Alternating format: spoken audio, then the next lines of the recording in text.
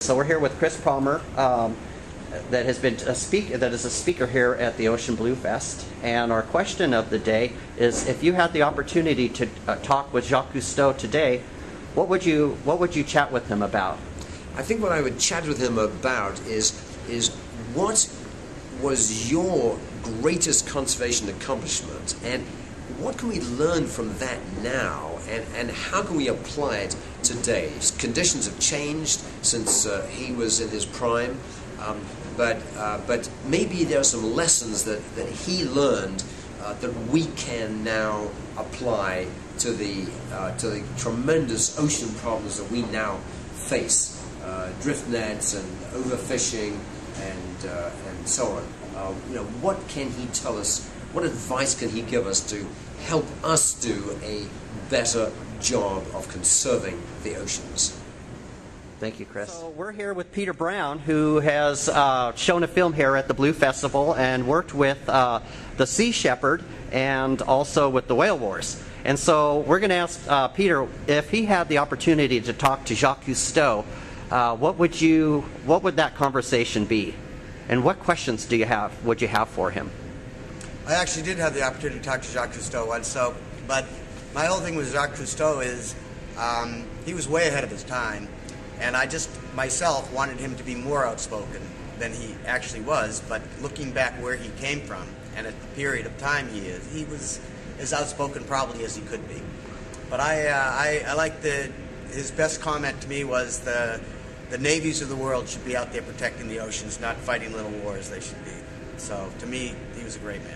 And to me, I think you are part of that Navy, and I'm signing up because of you guys. I think this has been a great film festival, and just the most amazing people. You've opened my eyes up as far as to the Sea Shepherd, basically, just kind of watching it as a consumer. You gave so much background, and I think that's really important to get that word out there, because there's so much sensationalism, I think, on TV. We as viewers don't, it's hard picking apart the different pieces, and you really have to, I think, with more information. That was very helpful for me. Well, I think everybody has to know that the people who are out there are humans too, and just because I have to go witness some horrible things doesn't mean I can't have fun doing it. And I've been doing this 30 years, so I have to have some enjoyment, or I'd shoot myself in the head long ago.